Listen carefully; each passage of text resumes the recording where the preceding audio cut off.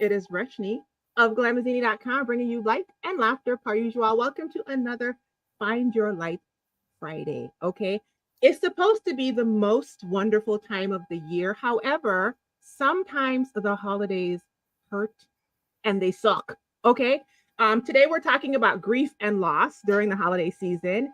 And I have a guest with me. Okay. If you are new here or if you are true here, my name is Reshni and I create healing spaces, healing spaces for Black women to heal.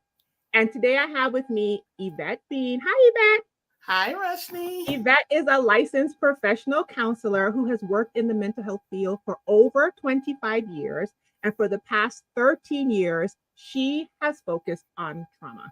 So, Evette, can you introduce yourself and tell everybody who you are, and then we'll get right into it.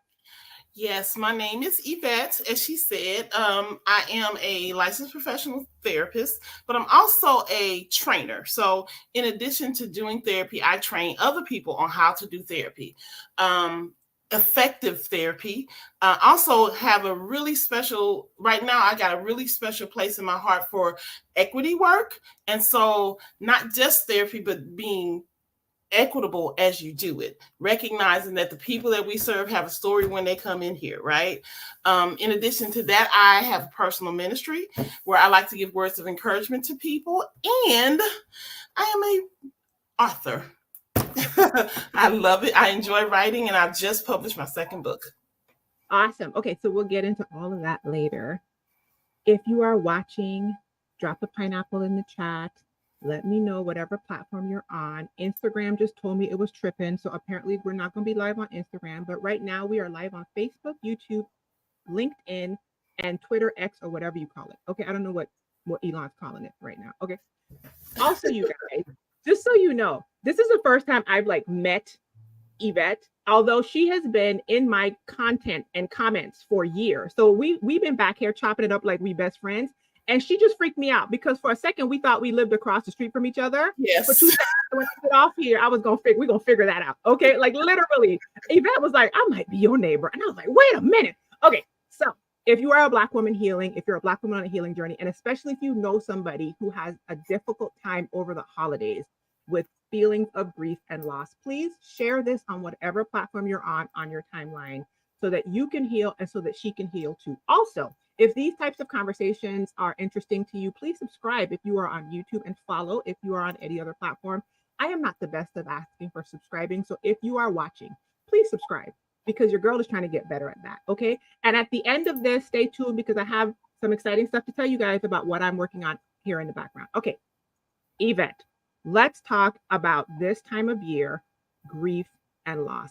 First question I have for you is just like a basic, let's level set. What exactly is grief and how common is it at this time of the year?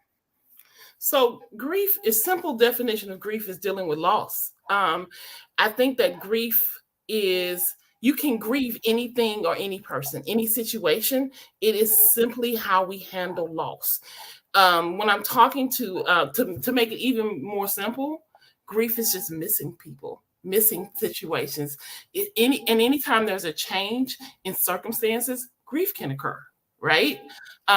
During this time of year, however, grief, the feeling of grief, the feeling of loss, dramatically increases.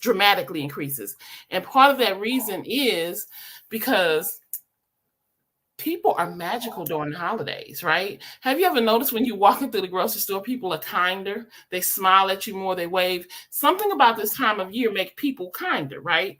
And then we make these special memories. And so we make special memories with our parents, with our children, with pets, right? And so in my head, I can remember some of the best Christmases I've ever had, some of the most wonderful Thanksgivings I ever had. And now there's the holidays and my mom is no longer here. And so I'm remembering those times, which causes that grief to get greater because the person is no longer here. The pet is no longer here. Hey, Rashni's no longer in the islands, right? Because that's where you grew up. And so you're going to miss that place. And the holiday is going to remind you of the times that you were in the islands.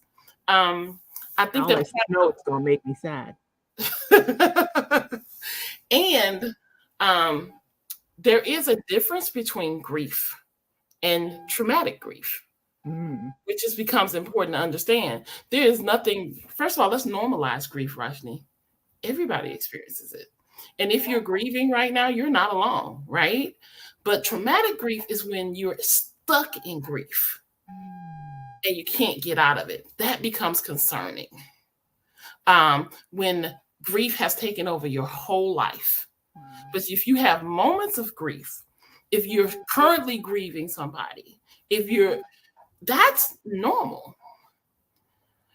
The feeling of grief is normal. The question is, what do we do with it? And how do we keep it from going from grief to traumatic grief? Okay, that's good. And that's such a great distinction. You said a lot of really good things in there. The first thing is, before this live, I decided to sit and think about what grief was for me, as well as what loss was. And I actually wrote down, for me, loss is a real or perceived feeling that something was present that no longer is. And I love that in your definition, you were talking about grief is how we handle that. And one of the things that you brought up was what people most commonly think about in the holiday season, which is the loss of a family member who has passed away, right? And most times when I hear people address grief and loss in the holiday season, that's what they're talking about. Anybody that knows my story is aware of, or maybe people aren't, that my father passed away in April of 2020. So at this time of year, it is heightened that he's not here. I have a question for you though, as we go on with this conversation. Are there any other things that people are grieving over the holiday season beyond just the death of a loved one, a human loved one, or a pet loved one? Yes. Those are very important. And what else are those things? Any kind of loss, Rashni. I mean, let's suppose you had your childhood home burned in a fire. You could be grieving that. You could have moved because of work or other situations. So you're living in a totally different place. You can grieve that. You had one church family. Now you got another church family because you changed churches. You can grieve that. The thing about it is the truth about it is that change is hard for us. It shouldn't be, but it is any kind of change. And so that significant change of any kind of landscape, whether it's a person, a place, or a thing, can cause us to grieve. That's so good. And you know what? I love that you brought up some of those atypical things like grieving a church family that you've changed, because we don't often have the example modeled that our feelings are valid when things like that are happening in our life. You know what else came up while you were talking? What about, can you talk to grief or feelings of loss over something that didn't exist? So like, for example, a perceived experience that you wish you were having, like, I wish I were married. I'm single. I wish I were married. Here we go, another holiday season. I got to go find a friend house to go eat at. I got to go to a restaurant and do Friendsgiving one more time, and I'm sitting there with my vision board with me and my boo and my 2.5 kids in our red flannel pajamas in front of our Christmas tree. Can you talk about the fact that grief can include things that, like, I don't know what that is, like perceived things or desired things? Hey, listen, you all up in my Kool-Aid right now, right? Because literally that's my experience, right? I've never married, I've never had children, and so when holidays and things come along, I start grieving those types of things. What it would be like to wake up Christmas morning and have children to give parents presents to, right? All of those things, and it's a very real feeling, right? The way that it's handled, though, I think for me, and I can only speak for myself, is that I have extended family, so I created traditions that I participate as a single woman to keep me from grieving that loss during this time of year. Now, there's still mornings I wake up and think, oh, I need people in my house. But then there are other mornings when I wake up, Roshni, and I'm glad I don't have people in my house. Thank God it ain't no people in my house. And so I'm glad you brought that up, because that actually is very real. And we live in a world where if you don't have the definition of a family, people other you. Ooh, say more. Say more. I mean, if you don't have children, they'll say something like, the comments are one or two ways, right? You're so lucky. If I was you, I'd live this way. Or the other one is, and what's wrong with you? Why aren't you married? And during the holidays, it gets, they're friendlier, but they're also more intrusive during this time of year, right? Oh, you don't have to worry about buying Christmas presents for anybody, girl. You know, and I'm like, do you have any idea how much money I spend on Christmas? Whether I have kids or not? They don't, people say, I wish people were more curious, because as I'm listening to you, what I hear you saying is it's complex for you. Thank you for sharing your personal experience, because within you was some desire to have the family unit. So there's a woman living a comparable life from you who didn't want it. So it's not that big of a deal to her. It's kind of like a woman who wants children and people keep asking her why she ain't have no kids yet.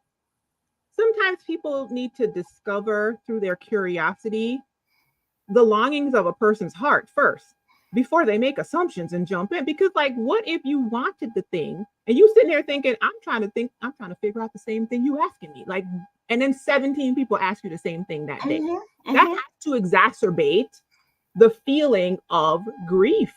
It does. It does. It absolutely does. And grieving things that you never had.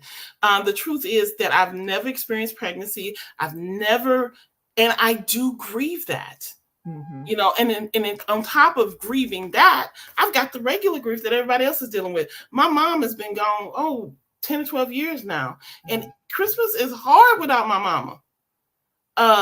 You know what I'm saying? My brother died a few years ago, and my family makes a big deal out of Halloween. So the extended family, we're getting together, and my brother's not there. It was always 6 of us, and now there's 5.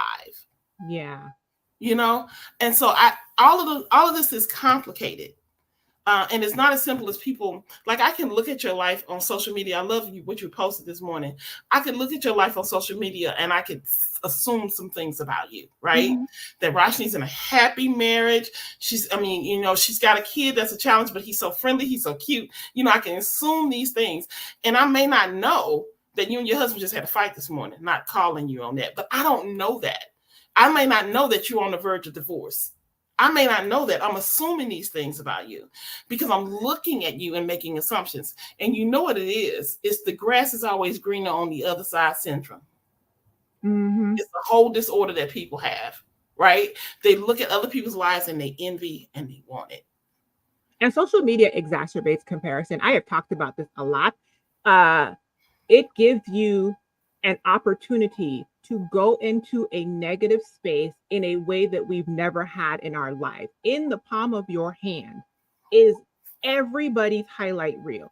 You only know what I'm showing you. I've told y'all this for the whole time I've been on the internet, okay? When I had my son, I didn't tell not one person that my son was born with health concerns until a year after I found it out. I told Evette that right before this call, I didn't look like this. This is an illusion, okay? I might not be wearing pants. Y'all don't know what's going on. I got up and I said, let me go look like a person. I was sitting here looking how I was looking. Social media gives you an opportunity to compare yourself to people's highlight reels. And when I tell you, don't do it, I'm going to be one of the people that tells you, don't do it. Because like she said, you literally, okay, have no idea what people are going through. But it can exacerbate the grief, right? Because like I said, everybody went. Last year, I was so sick of seeing them red flannel pajamas. I don't know if girl, I don't know if they had to say. I was like, they don't come in other colors. They don't come in yellow flannel with the green. Everybody had the same red flannel matching sets. And it can really make you feel like FOMO, like you're missing out on something, especially if that was your heart's desire. Okay, here's what I want to talk to you about. Tell me a little bit more. Earlier, you talked about the difference between grief, which is a healthy and normal human emotion that occurs when there's a feeling of loss, and you called it traumatic grief. Can you talk a little bit more about the difference between the two? So traumatic grief is, okay, let me go back a little bit and say this. Are you still there, Rushni? I am. Okay, I'm sorry. I lost on screen for a second. I'm back. Oh, okay. So let's go back a little bit and talk about trauma first, right? So let's say you and I are driving together and we have a car accident. Got it? Mm-hmm. So the car accident is traumatic. We were both hurt, but we survived. Mm-hmm. I come out of this car accident and I'm totally traumatized, but you're not. We had the exact same experience, but you didn't experience trauma. So now let's pretend for a second we're siblings and we both lost our father. Yeah. But the way you handle it is the normal grief process. Traumatic grief means that I'm stuck in it.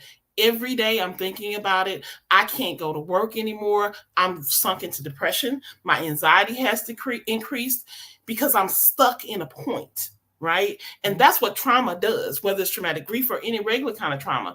It gets you to the point where you're reliving something. Like after my mom died, it wasn't traumatic grief, but one of the things that I was thinking was she died in the middle of the night and she was in the hospital and I should have been with her. Right. And I was stuck in that point for a long time. Right. That's kind of what trauma does to us. It makes us stuck in a point in time. And then we're re-experiencing that thing all over again. So that loss that you're stuck in thinking about, that my mom's no longer here anymore. I can't live without this person. I can't function without this person. And you will see these people who are dealing with traumatic grief sink into this depression, unlike anything you've seen, over a loss. And unfortunately, and for the people that listen, I want you to hear this. Never, ever tell somebody they should be over something. It's been 6 months and you ought to have been over it. You don't get to decide that for me. You don't get to decide how long I hold on to anything. Now, if you see me in 6 months and you think I'm dealing with traumatic grief, how you help me is to lead me to help, but not by judging me, because you don't get to tell me how long I feel my pain or how to hold on to it or how to express it. You don't have that right. But the thing about traumatic grief is that you are stuck in a place and it's hard to get out of it. I've seen people, I had a family member who didn't deal with the loss of their mom very well. And to this day, that person is not the same. They never really got past that point. They slowly deteriorated. Yeah, when you said it, I thought about somebody. I'm not going to give details, but I know somebody who is stuck in their grief. Mm-hmm. And the grief is piling on because as other people pass away, it just adds to the pre-existing grief. So I have a question for you. So traumatic grief, you're saying, is like an unhealthy manifestation where you are stuck in the grief. What does healthy processing of grief look like then? What is the opposite of that? Remember I said let's normalize grief. Mm-hmm. So when did your father died? In April of last year? April of 2020. Okay, so do you still miss him? Absolutely. Are there times where you still find yourself crying? No, I don't cry. No, there's no crying or any overwhelm. What happens is, out of the blue, I'll be like, so you just died? I talk to him. I'll be like, so you just died? So mm-hmm. You just gonna not be here? How you gonna not? Like literally the same jokey way that I spoke to him, because like if anybody knows me online, my funny side is my dad. Like that's how he was. So like I literally will just be like going through my day, and like every 2 or 3 months, I'd be like, so you just gonna be not here? Like I'm gonna have to do life without you? What's that about? There's a lot of that, and there's a lot of intentional choices to honor him in things that I do, things that I wear. I have a lot of his clothes, and but no, there aren't really any more bursting out crying sessions. So what you just described, Roshni, mm-hmm. normal grief. That's it right there. There are going to be times where when the loss happens, you have to make an adjustment, right? So all of a sudden, a reality has changed. Yeah. So if I'm talking with my mom on the phone every day and I can't anymore, I have to adjust to that, right? Everything has to be an adjustment. So it takes a while to get to the point where you're accustomed to them not being there. Mm-hmm. So you get to the point where you go, okay, they're not there, and then something will happen. Like you just had the conversation. So you just really not gonna be here anymore, right? You just really gone. You do that. That's the normal process of grief. For me, there's still tears, right? There are times when I'm thinking about my mom and the tears will start to flow because I miss her so much. Mm-hmm. And that's the thing is, missing her is fine. But when I finish, the reason it's not traumatic is because I'm going to cry and then I'm going to wipe my tears and I'm going to go back to living my life.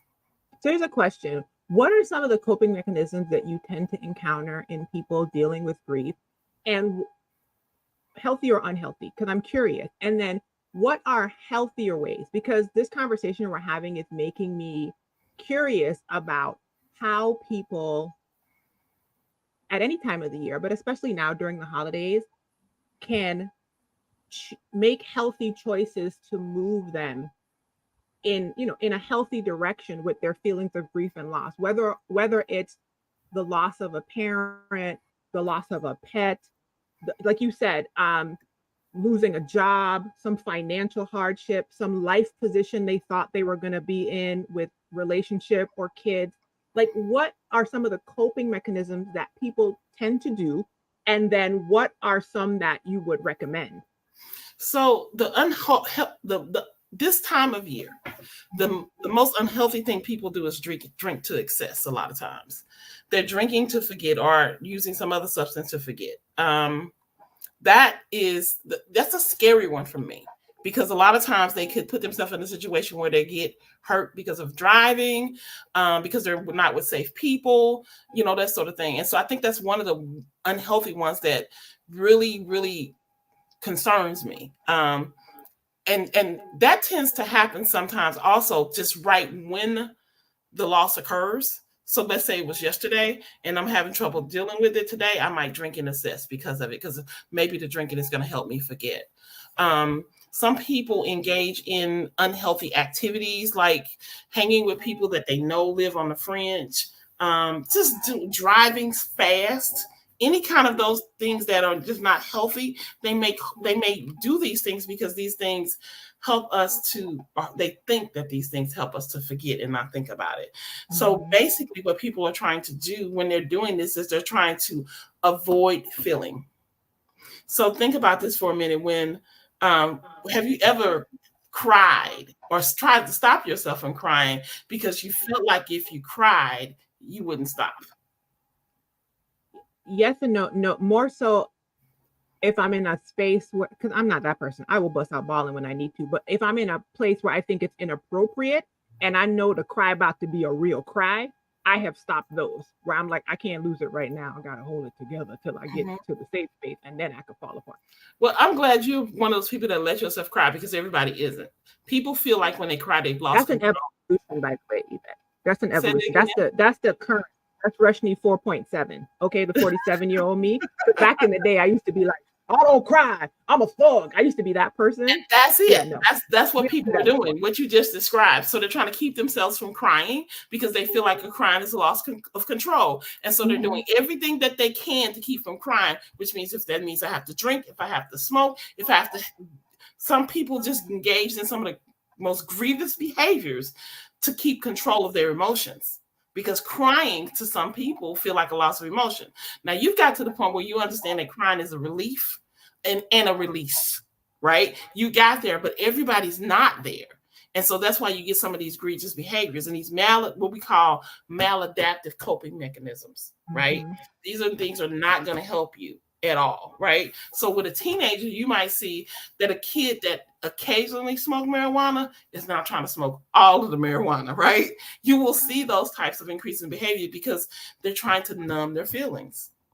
So healthy coping mechanisms, you actually described them, Rushni. when you said that I do stuff to honor him, I still have some of his clothes. That's what we call healthy coping mechanisms. The thing is, we have to normalize. When I say normalize grief, this is what I mean. There is nothing wrong with the fact that you miss your father. There's nothing wrong with the fact that I miss my mom. There's nothing wrong with the fact that I miss my brother. That's fine. There's nothing wrong with the tears I shed because of it. That's absolutely fine. And I want to do something to honor them. That's fine. If you are a single person during the holidays and you don't have a family, volunteer someplace or adopt a family, right? I've done this on Facebook almost every year. I say, if you don't have someplace to go for Christmas, hit me up. And not that they're, my family gets together in a large gathering and we're going to invite folks over. Anybody that want to come can come. And so I do that almost every year. And I not had anybody to take me up on it, but I want somebody to take me up on it because I don't think that being alone, especially if you're dealing with grief during the holidays, is a good idea. But you can volunteer at a shelter. You can volunteer at a church service. You can do any type of thing. But you have to, the key to any kind of depression is doing something. I always say that the opposite of depression is expression. Mm-hmm. You have to do something. And so if I am having a hard time and I find myself wallowing and I'm human and I do, I try to get up and do something. I'm an extreme introvert. And so I don't necessarily have to deal with people a lot. But when I see myself sinking into depression, I go find some people. Whether it's I can do a video chat with people or I can go and be with a human. But don't do it alone. And so the holidays are coming up. Don't let them sneak up on you. What are you going to do for Thanksgiving this year? You know what I'm saying? What are you going to do for Christmas this year? And how can you take that person that you love, that you're currently missing, with you to that celebration? I love that you said that because I'm big on intentionality.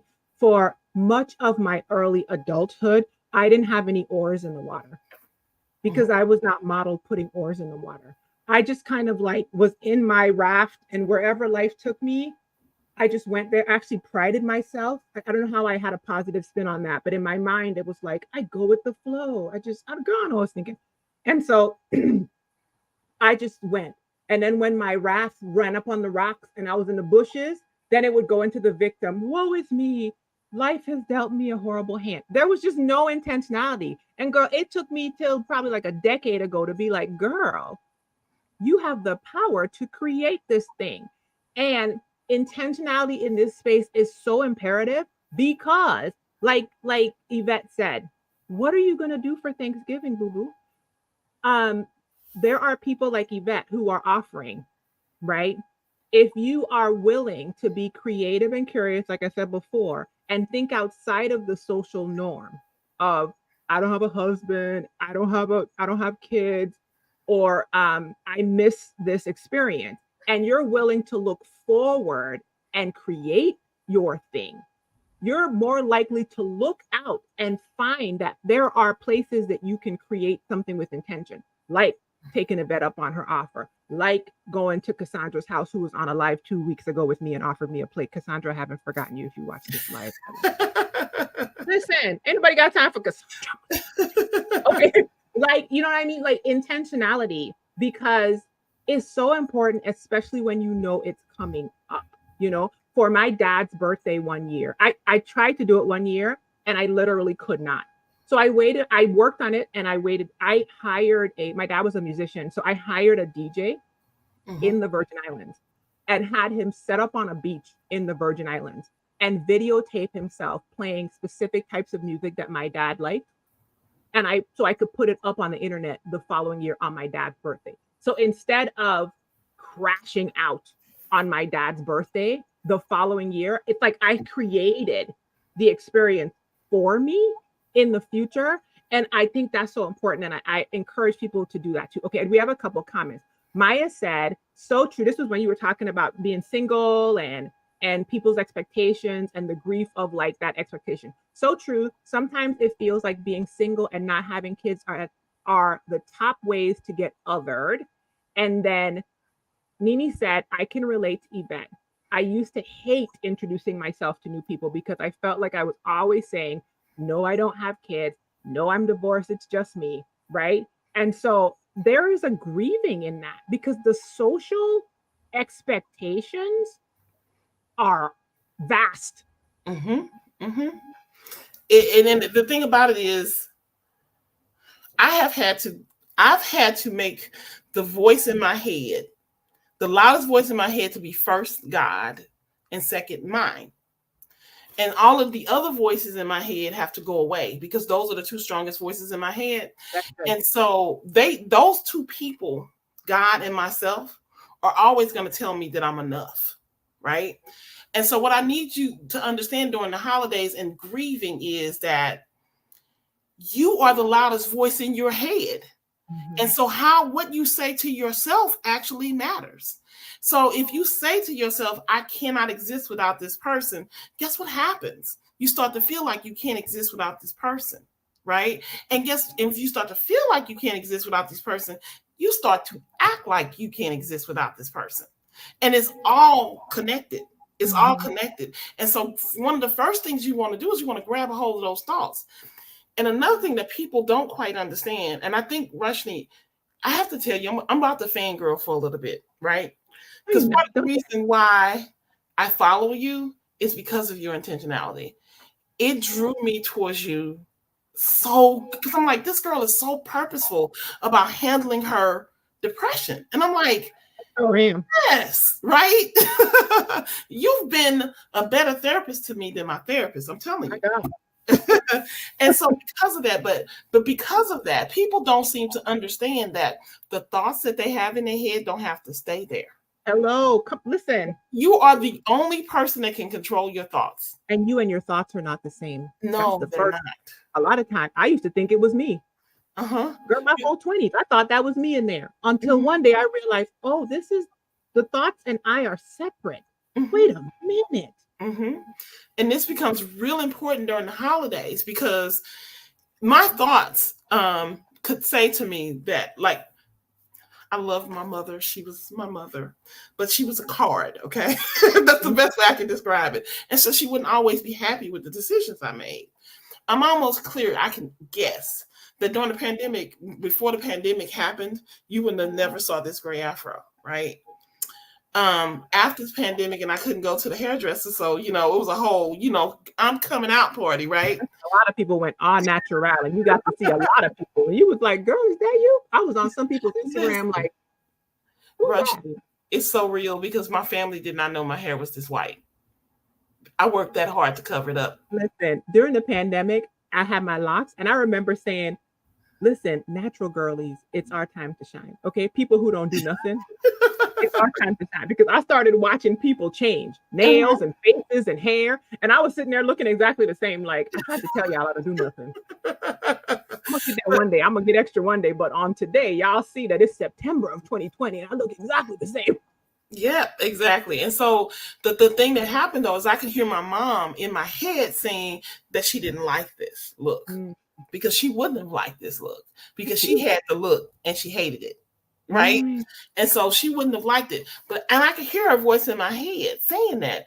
And I could allow that voice in my head to dictate and run right back to the hospital, the hairdresser, and cover all of this gray up. But guess what? I love my mom, but God is the natural voice in my head now. And he said that the very hair on my head is numbered. And this is how my hair grew out of my head. So it must supposed to be this way. And so now that, because I can hear his voice, now my voice has changed. So now my voice is saying, girl, I looked in the mirror this morning. I looked so cute, Rushni, that I took a picture and sent it to my niece and said, look how cute I am. Listen, if you know anything about my comment, I will stop the whole live when I see myself in the camera. I'll be like, yeah, blah, blah, blah, blah. Oh, wait. Oh, wait a minute. Because I agree with you so much. I don't know how we got here, but I'm happy we're here because somebody needs to hear this. I was talking on Instagram the other day. I've been telling people about my hair and what I'm doing with my hair. And I said, you know what's integral in my experience with my hair, you guys? I actually like my hair. I actually like it the way it is. Period. Like full stop. So I was like, any experimenting that I'm doing with doing anything different, you know what I mean? Ever. It's coming from the foundation of, like you said, I am enough. My hair is enough. My face without this highlighter is enough. But when I get on with Evette, I'm going to put highlighter on the tip of my nose because I want it. You see my little Rudolph highlight? I didn't look like this before I got on here. Okay. But you're right. the battlefield is in the mind. And if you take it back to grief, you can get, and I see what you're saying now about traumatic grief versus like, I'll just call it like grief or healthier grief. You can get stuck in the thoughts, and both the Bible and brain science have shown us that your thoughts become your feelings, become your behaviors, choices, and actions. Okay. As a man thinketh in his heart, so is he. Yes. And so the first thing you got to do, like Evette is saying, is I offer you an understanding that, one, you are not your thoughts. Two, you can indeed live without the thing. You know how I know? Because you're doing it right now. If you're watching me on this internet, you're not dead. And as Alicia Bernice says, if you aren't dead, boo-boo, then go ahead and live. And so once you realize, well, I guess I'm going to have to be here. And that's when you were talking about my depression, that was kind of what got me out of the depressed burrito, for real. It was this discovery that, like, no matter how much I wanted to leave, and every morning I'd wake up and be like, oh God, not this again. For some reason, God wouldn't let me leave. I kept waking up. And one day I was like, well, since I'm going to be here, like, it's almost like I was like, well, since I'm going to be here, I might as well be cute. Well, since I'm going to be here, you know what I mean? And then it evolved to like, hey, God, let's do this. You know what I mean? But she's right. Your choice to challenge your thought process can heavily influence how you experience grief in general, but especially grief during this holiday season.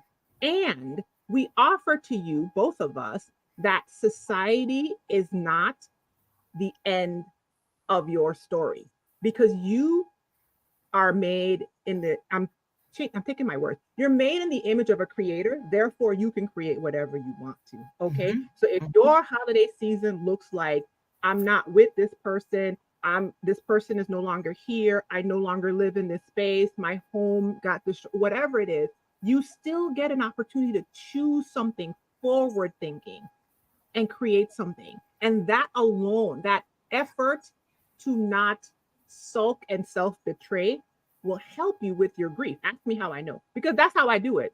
Absolutely. Like, I literally feel it coming on myself, and I'll be like, oh, if I feel like I'm missing my dad, I'm probably going to be wearing his shirt, his pants, and his bag, and his jacket. It's going to be a full Cecil outfit that day. Okay. I'm going to probably pull up his old text messages and laugh about the fact that he used to be writing in hieroglyphics. And when I'd write back to him, I'd be like, sir, that is not English. And he goes, those are.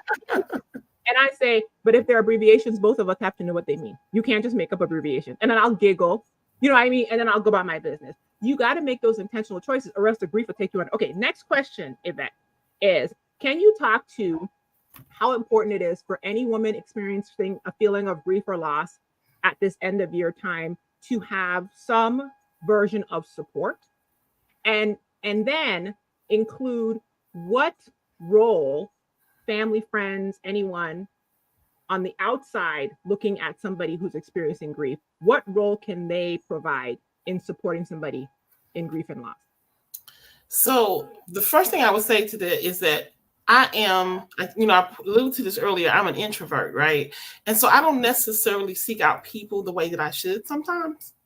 I think I'm okay alone until I realize I'm not okay alone. And then sometimes that means that I have sunk into this depressive place, right?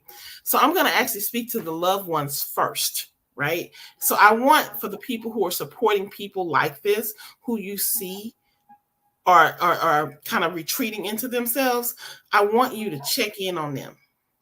And checking in on somebody, is not just saying how you doing and accepting that they're okay, because I'm going to lie to you. When you ask me how I'm doing, I'm going to say, socially, most of us are conditioned to just be like, fine, and then walk off. Meanwhile, you looking for a bridge to jump off of, and people just let you go with that. And I have given permission to certain people in my life to go a little bit further. So to the individual, I would say, if there's somebody that you trust, give them permission to push you a little bit, right? And so my sister is, if I say that I'm fine, she's going to take that statement and she's going to go, okay, did you eat today? She has permission to say to me, because I have been so down in depression that it was ridiculous. She has permission to say to me, did you take a bath? right? So let's get real, because when you're depressed, you don't want to take care of nothing. Did you eat? Did you take your medicine? Did you take a bath? Because if I did those 3 things, I'm probably okay. If I haven't done those things, you might need to come over to see me. Right. And so you need to be have a person, identify people who you trust. Now, everybody in my life, I don't trust that much. People have levels of where they can get in with me, right? So my sister knows that she can show up at my door unannounced. And I've got a couple of nieces that can. And I have nieces and my sister have keys to my place. Right? And so they can come in unannounced. I don't like it, but if I'm in a bad place, do that.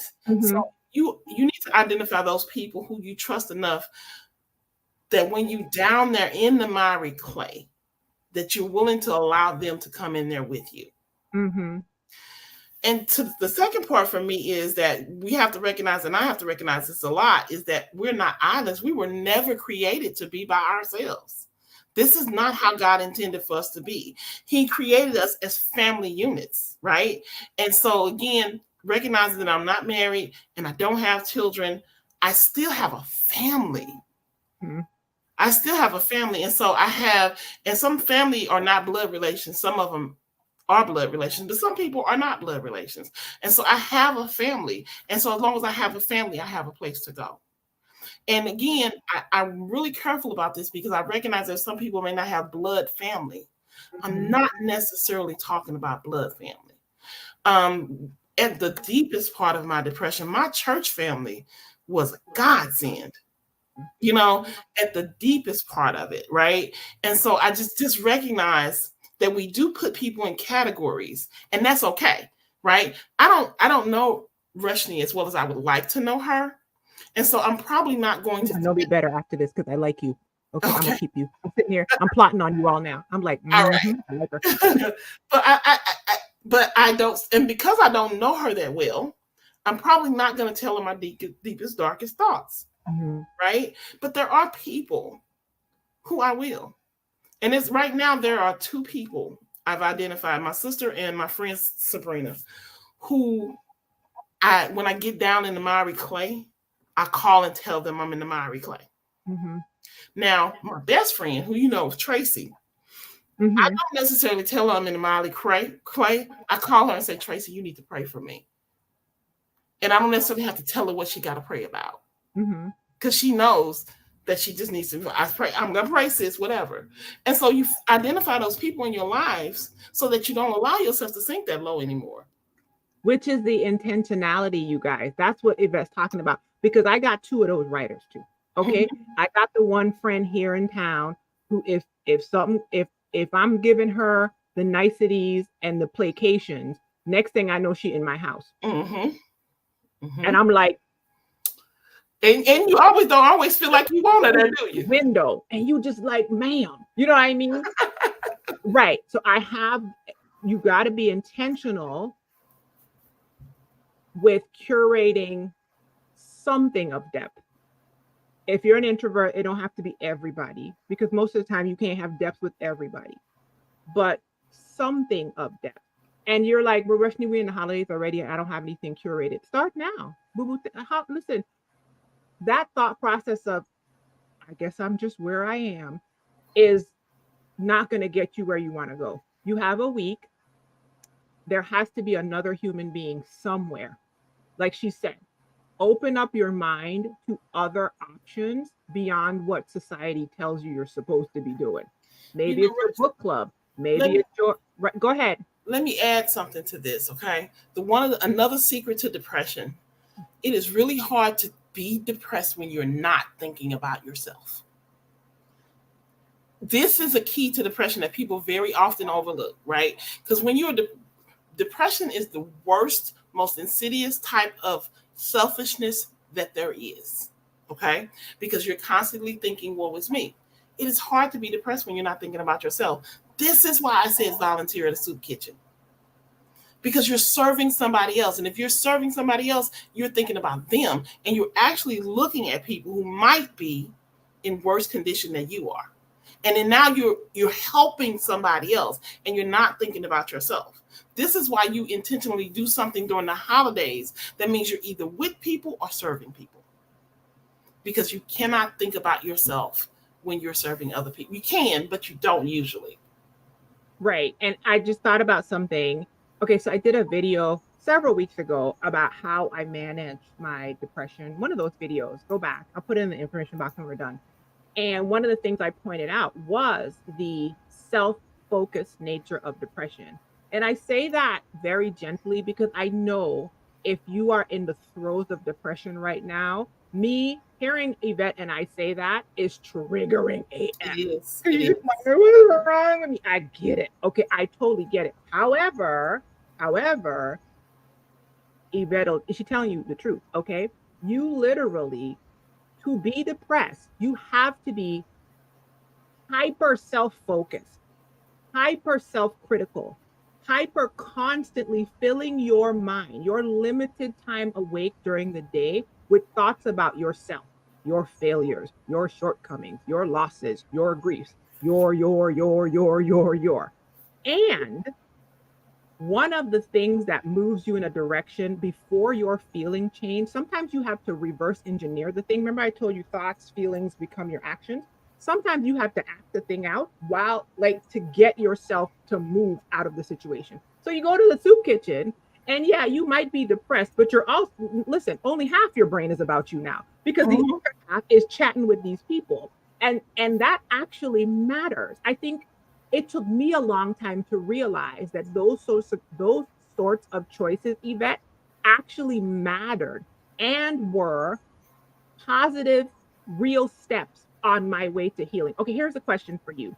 How do you grieve and celebrate? Because, you know, the holiday is supposed to be joy and happiness and Thanksgiving and Black people singing in harmony at Thanksgiving. So you can post it on Instagram, all the happy stuff without feeling fake and overwhelmed and entirely disconnected because you're grieving. So, like, let's say you go to the soup kitchen. Let's say you force yourself to go to Evette's house. Let's say your book club is having Friendsgiving, and this woman on the internet said, go ahead and go to the stupid thing that people invited you to. So you get up. How do you do that while you really sad about the fact that everything in your life is missing without feeling fake and overwhelmed and like you're pretending?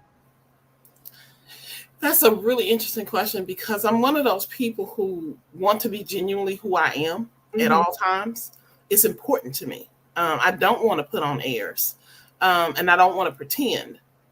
And so I'm having a hard time answering that because there are times when people will tell me that I should do something like, you know, you should come to Thanksgiving or you should do this. And I absolutely don't desire to go. Mm-hmm. So in that time, I do a checkup on myself. I'm going to say, do I need to go? Is this something that I need? And if I don't need it, I'm going to allow myself to stay at home. Mm-hmm. That's the thing. So right. The thing is, but if I'm so deep down in the miry clay that there is no way for me to feel any better without help, that's when I'm going out. And I hope that makes sense because there are times I just, like right now, I've been invited to a housewarming. I just did a training for like 150 people. I'm all peopled out. I have reached my capacity. And so I'm not going to go to the housewarming. Yeah. And that's okay. But Thanksgiving is not something that I'm going to allow myself not to go to. Mm-hmm. My family is there. I got family coming in from out of town. People expect me to bring side dishes. It's a whole thing. Mm-hmm. And so even if I wake up and I don't feel like peopling that day, I'm probably going to people anyway. So I think it's just a matter of doing this observation of yourself, Rushni. Where are you right now in this time? But also giving somebody else permission. I call them accountability partners. So I talked about my sister and my friend Sabrina. These are accountability partners for me. And they're checking me to say, okay, Evette, are you not going to this housewarming party because you've got this cloud of depression over you? Mm-hmm. Or are you generally just peopled out? Mm-hmm. You know, and so having somebody like that is just so important. I'm not sure that I adequately answered that question, Rusty. No, it's good. I wanted to hear what you would say, because it's an interesting perspective, because like we pointed out at the beginning, healing is not a one size fits all situation. Everybody experiences grief, loss, healing, all of these things, even depression, like we brought in, differently. And so for me, I think my answer is complicated, right? How do you go through these things without feeling like you're checking out and fake? For me, my coping mechanism of choice that my therapist had to get me to understand was dissociation. Okay. So I have a tendency to check out to be able to do the thing. Right. Is that helpful? Yeah, at times it's helpful, because when you have a son with special needs who comes home with an emergent issue like a broken leg, and you're feeling flooded, you kind of sometimes, I literally be like, okay, I'm about to dissociate and make this do what it do. However, at this big age I'm not doing it without choosing anymore. It used to be. So for me, or a person who's like me, who knows that checking out is their mechanism of choice, you got to be intentional about that too. If you know, for example, let's say that you like to go into an abyss of grief never to come out. Okay. You like to go into an abyss of grief for 3 weeks, don't bathe, don't eat, people barking at the door, they can't get in, you know what I mean? Your room looked like it exploded. You need to have that insight, like Evette's saying, and know thyself, right? Because that experience is different than I'm peopled out and I deserve this and I deserve not to, right? And if you know that grief during the holiday season is going to trigger you into your predictable 3-week abyss pit, that's an opportune time to make a different choice, boo-boo.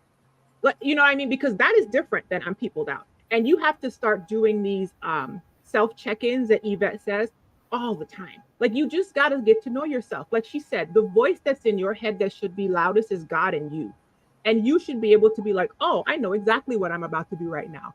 I'm about to stop talking to everybody and come back next year. And then you have to say, do I want that? Go ahead.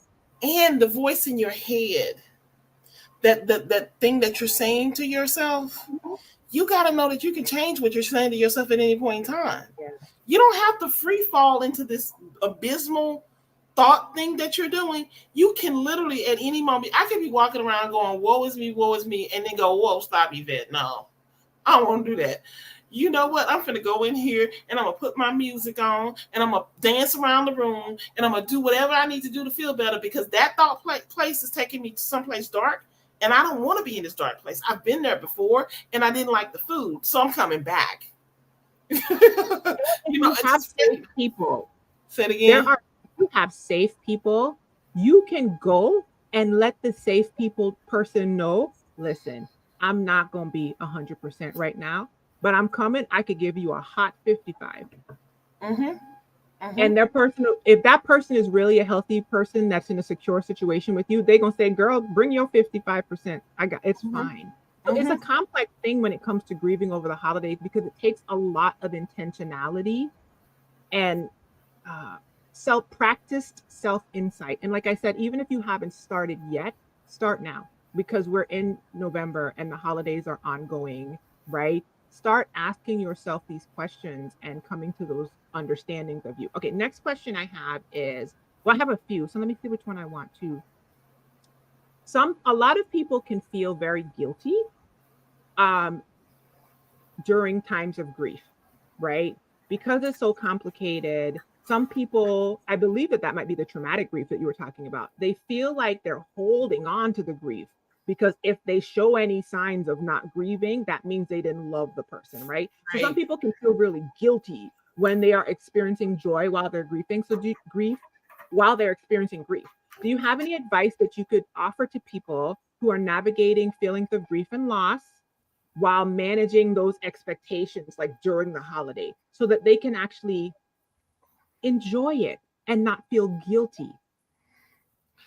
I will go back to the point that grief is normal. It is okay that, especially during the holidays, because that's the time where the world is happy, right? And you've lost something. So you're going to recognize that you've experienced a loss and that it is normal. What is not normal is to allow that grief to dictate every step you make. And that's the part of the intentionality that Rushni's been talking about this entire time, is that, yes, I miss my mom. Yes, I'm grieving that situation, but there's still a whole life out there to live. And so I'm saying to you that if you wake up Thanksgiving morning and you spend 15, 20 minutes in tears and missing the person that you love, that's fine. But don't stay in the bed all day. You cannot stay in the bed all day. And sometimes maybe you don't have a place to go, right? That's fine. Leave your house and walk around the block, because fresh air and sunshine is a great healing source, right? A lot. And the thing is, it's challenging. But the truth is, my advice to everybody that comes into my office or come into my presence who's dealing with depression is almost the exact same thing. Do something. Mm-hmm. Doing nothing is not helping you at all. Staying in the bed is not helping you at all. Staying with the same thoughts is not helping you at all. So do something. Stop your thought pattern, whatever it is, and change it, because you have the ability to do that, and then do something. Get up, get up out of the bed, take a shower, get dressed, go walk down the street. Hey, do you have any elderly neighbors in your neighborhood? Knock on their door. See how they're doing. Mr. So-and-so, can I help you with something today? Can I take out your trash? Mm-hmm. Do something. And I think for me, that's it. It's because when you're doing nothing, you're going deeper and deeper and deeper. I'm not telling you to get an exercise regimen. I'm not telling you to join a gym. I'm not telling you any of those things. If you want to do those things, that's great. But I am telling you to do something. And I can't determine what that something is. Listen, have a plan. I'm gonna tell you what this something is, okay? Intentionally plan something beforehand. Okay. Don't let if you know the thing knocks you down when Thanksgiving comes, don't let Thanksgiving knock you over, boo-boo. Have a plan. Even if your plan is, I'm gonna grab me a little individual pie from the store and watch reruns all day. Listen, the hardest day for me is actually not Christmas and Thanksgiving. We do a really good job, my family, my siblings and us, of memorializing my mother at the holidays. She comes every year, right? And so that's not hard for me. What's hard for me is Mother's Day. Wow. And I figured out years and years ago that I can't go to church on Mother's Day. Listen, turn the church off, turn the internet off, all of the posts. If you are a woman who wanted children and Mother's Day keeps taking you out, you don't have to look at that stuff, you guys. Listen, when I go to church on Mother's Day, they give away these gifts to the mothers in the church, and then they'll give me an honorary gift, and it gets on my last nerve. Yeah. On my last nerve. Stop. I'm not a mother, and I'm okay with honoring mothers. You don't have to honor me and make me feel like, oh, I don't want you to feel left out. I honestly don't feel left out. I'm a whole auntie. And if you ask my nieces and nephews, I'm one of the best aunties there is. That's what God created me to be. And I'm okay with that. So I know that Mother's Day is hard for me. And so I intentionally don't go to church. I also buy a jigsaw puzzle. My mother loved them. I buy a jigsaw puzzle and I start putting one together on Mother's Day almost every year. I don't finish it on Mother's Day because it's usually 1,000 pieces. But that's what I do for Mother's Day, because I know that it's going to take me out otherwise. That's why I say have a plan. You were like, I'm not going to tell you what, I'm like, I'm going to tell you what it is. Plan something beforehand, whatever it is. And do not limit yourself to the social expectations of that day. Do not. If Mother's Day, I'm going to tell you what, I was watching all these virtual funerals on the internet. My dad died in April of 2020. I was looking for flights to go see him on his deathbed, and they closed the international border. So I was unable to go see my father. A month later, 2 days after my birthday, I watched my father's funeral on the internet. The only way I actually saw him at the burial ground, because it was early in the pandemic. I'm watching my father's funeral on the internet, and then they just turn off the camera. And I'm just sitting there staring at the screen. My cousin, thank God for her, because I've gone back and watched this multiple times, took her phone and went on Facebook Live so I could see the burial at the burial ground, or else I wouldn't have seen it. Okay. I just felt obligated to keep going to people's funerals on the internet. I just kept going, and I'd be having full anxiety attacks sitting there in front of the computer. Why? Because I'm triggered, because the first funeral I went to on the internet was my whole entire father. Until one day, one of my mastermind partners said, Rushni, you know, you don't have to do that. And I was like, but I have to pay my respects. And she said, no, you don't. She was like, if you are literally having a nervous system response, shaking in front of your computer, watching people's funerals, then don't go. It had never dawned on me that I could make another choice. Mm-hmm. I thought I had to do it this way. You know what I mean? And like you said, I was stuck in my Mm-hmm. own grief in that space because I would not allow myself to break free from the social expectation. I just stopped. And the next time I went to an online funeral was like a year and a half later when my aunt passed away, my dad's sister. And by Mm-hmm. that point, I was okay. Right. And so I encourage you, whoever's listening to this, to take Evette up on her suggestion, which is if you can anticipate it, don't judge it because you are you and your grief is your grief and your feeling of loss is your feeling of loss and you are enough and you are the loudest voice in your head. And plan something out for that day, especially if you like doing it. Listen, ain't gonna be nothing better than an ordered plate of food from some caterer that you love and a Pirates of the Caribbean marathon. Hello, Pirates of the Caribbean when nobody bothering you and you at your house. And at least when you put your head on your pillow that night, you know that you showed up for you. And I'm gonna tell you, that's one of the things that really started to heal me because I was like, oh, ain't nobody out here checking for Rushni. Like Rushni checking for Rushni. Mm-hmm. And I just started creating, like she said, if Mother's Day is gonna take you out, you can go to the church. And people at church, they have such good intentions, but sometimes they be doing some stuff. Okay. Then just don't go on that day, you guys. I give you permission. We give you permission Absolutely. to create something that's going to cater to your specific feeling of grief. And I love that you said that you buy a jigsaw puzzle and you put it together because if you're grieving specifically like a person, think about how you honor them and incorporate that into your thing because that can be so healing for you too. Okay, the time is long spent, but I want to get to a couple more things. So I'm gonna wrap it up. Okay. What are some of the things? Two things. What is something, Evette, that if somebody's experiencing grief during this holiday season or feelings of loss or just in general, just going forward in the future, what are some of the things you would advise them to focus on for their eventual healing? That's the first thing. And then how can they honor what they feel they lost? So I think that the focus question is interesting to me because I think that you should set a goal, right? You should always be trying to accomplish something. And that doesn't mean you have to take over the world. That's not what I mean, right? So maybe you want to change the color theme of your bedroom. Maybe you wanted to plant some flowers in your garden. This is what I call goal setting, right? And it doesn't always have to cost a whole lot of money to do the things that you want to do. Some of the things that you might want to do is free. Set a goal to do that thing. And then once you set that goal, then you take small steps toward it, right? So let's say I actually want to get a degree in business administration, right? So right now, I don't have the money to go back to school. I don't know this and the other. So one of the things that I can do is so I can look up actually what schools in the area do carry a degree program, right? I can do that. And at least I have that information, right? And then there's something else I can do. Well, maybe I can look and see if there's any scholarships that are specifically looking for a 54-year-old African-American woman with a gray afro because they're out there, right? And so I can do that. In other words, set a goal and then start crossing small things off of the list.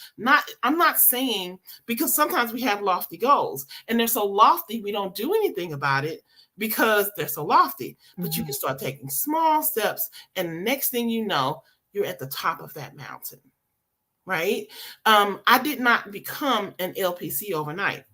It took me years to get here, but I had to cross off small things before I got here. And so that's one of the things that I say is one of the secrets is if you're goal focused, if you're goal oriented, and every day you can do just a little thing towards that goal, then you feel like you did something. But if you're doing nothing and you feel like you're doing nothing, you're not getting much, right? I lost the second part of the question. How do you honor what they like? How can they honor what they feel they lost or they don't have? I think that I think that for me, I'm gonna say to people, and it's hard for me because I don't always work with Christian people. I'm aware of that, but I'm gonna say this anyway because I think it's the truth. Is that you focus on the Creator, right? He created me for a purpose, right? And so anything that I am because He purposed for me to be that. And so apparently, at this point in my life, I'm not supposed to have children. Apparently, at this point in my life, I'm not supposed to be a wife. But that doesn't mean I'm not a bang-up therapist. That doesn't mean I'm not a great author. That doesn't mean I'm not a good friend. And listen, I got a nephew that's staying with me right now. He'll tell you I'm the best aunt, right? Because I get rave reviews from my nephews as well, and my nieces. They just came in the fold, and they're like, and I'll be like, and so for me, I focus on what my purpose is, and I serve a whole other purpose besides just being my mother's daughter. Yes, I played that role well. I rocked that role, right? But right now, she's not here. So I am my sister's sister. I'm my best friend's best friend, right? I am Roshni's co-host in this moment. Mm-hmm. This is what I am. And you are Evette. I want to say that beyond a role, not to interrupt you, but I just wanted to make sure that you are Evette. Oh, I absolutely am. Listen, I know we're running out of time, Rushy, but there's a game that I create with my kids who are depressed, and I call it the I Am game, right? Yeah. And that's I am my next tattoo. Yeah, I'm literally gonna just tattoo I am right here. Mm-hmm. And I say I am, and I start listing all of the things that I am. And so, yes, there's sometimes when I walk into the room, I am an African American woman, right? Sometimes when I walk into the room, I'm a woman. I am always a child of God every room I walk into. And I am always Evette because He created me to be that. And so recognizing that you are enough in whatever role you're walking in is so crucial. It is so crucial. I can't even say it enough. You are enough. I look exactly the way I'm supposed to look, Roshni. This is how God created me. My hair grows out of my head exactly how He intended it to. I'm the exact height that I'm supposed to be, right? My skin color, this is not a mistake. And all of the extra space in my teeth that I sometimes hate, he created me this way. And so I have to celebrate every aspect of me. There was part of me that used to hide my smile. I don't even hide anymore. I just give you my crooked smile. You should show up as you, because if you don't show up as you and you spend your entire life pretending to be somebody else, then who are the people that God designed you for? How are we gonna find you?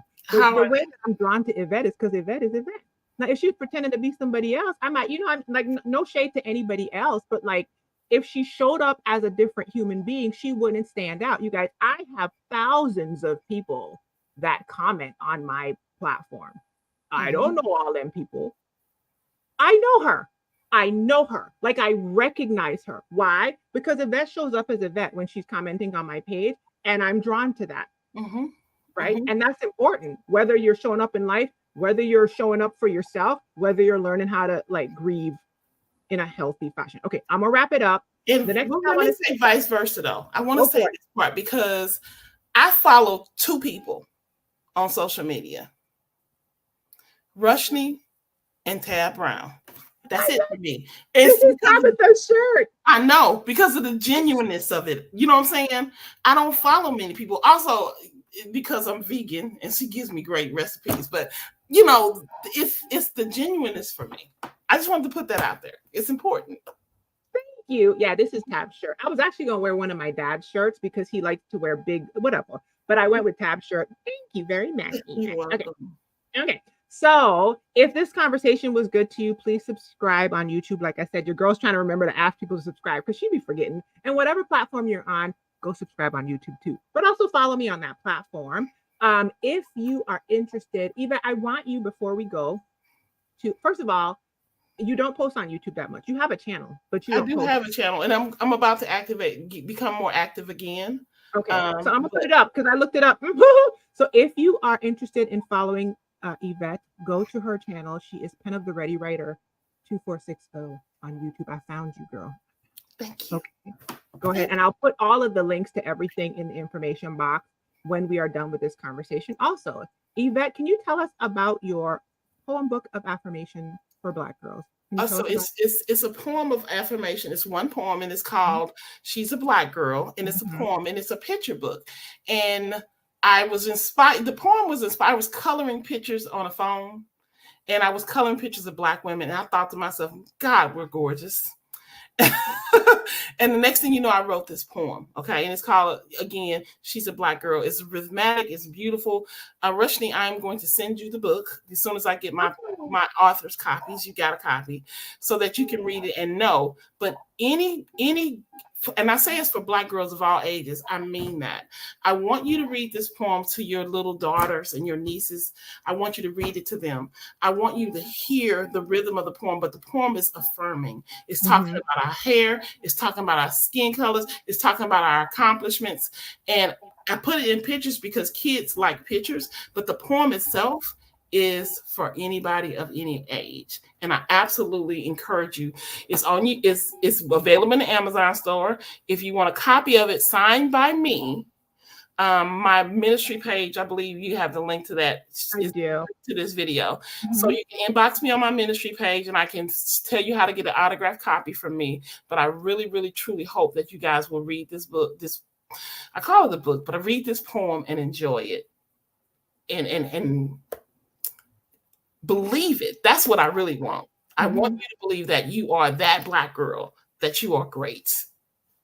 That's beautiful. Thank you. All of the links, I dropped them in the comment section of whatever platform you're looking at this on. So definitely check out the comment section. The links are on the screen. I will also go back and put any link that I forgot into, or that we talked about during this video, into the information box of this video. One more thing before we go, you guys, my Create Your 2024 virtual planning retreat starts on December the 8th. So it is a week-long, easy peasy, slow and steady virtual planning retreat for Black women. It's self-paced modules, worksheets, some video, some audio, and some Zoom Q&As for the group. If you are interested in joining me for planning your 2024, it is bit.ly/virtual planning retreat. Do I have a thing for me? I think I do. I'll just put it up there and it'll be in the information box. Okay. We start on December 8th and the price goes up $10 every week on Sunday. Okay. So get in where you fit in because it's the cheapest it's ever going to be. All right. It's the cheapest it's ever going to be. All right, Evette, I appreciate this so much. I knew I was going to enjoy this conversation with you. I could tell just from the comment section, and you don't go nowhere because I'm going to talk to you for a second and then I'm going to have to go get my kid from this school. Okay. Thank you guys for watching. I'll see you in the next video. Be well, be encouraged. Let me see. Who do I want to show you? Here's a pineapple, you guys. Pineapple. Bye, guys.